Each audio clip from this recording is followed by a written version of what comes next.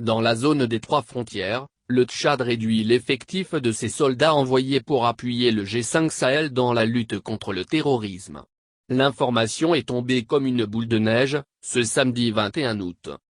Au moment où on assiste à une recrudescence des attaques attribuées aux groupes djihadistes dans plusieurs pays du Sahel, le Tchad réduit l'effectif de ses soldats envoyés dans le G5 pour la lutte contre le terrorisme. Les prophéties se réalisent-elles après la mort du maréchal Idriss Déby Itno, ex-président tchadien? Des voix s'étaient levées pour exprimer des craintes quant au sort du Sahel en termes de sécurité. L'engagement de Déby pour la stabilisation de cette région ne faisait aucun doute.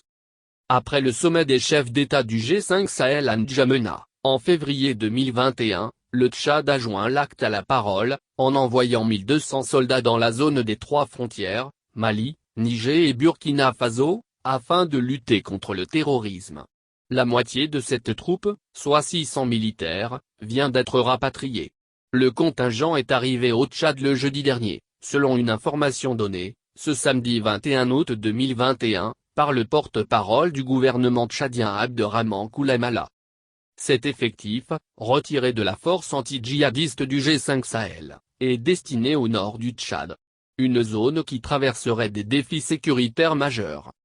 Le ministre de la Communication, porte-parole du gouvernement tchadien, Abderrahmane Koulamala rassure néanmoins qu'il ne s'agit pas d'un retrait, mais plutôt NDLR, d'un redéploiement stratégique, qui NDLR, n'a absolument aucune incidence sur la capacité des forces tchadiennes à jouer leur rôle de force motrice dans la lutte contre le terrorisme.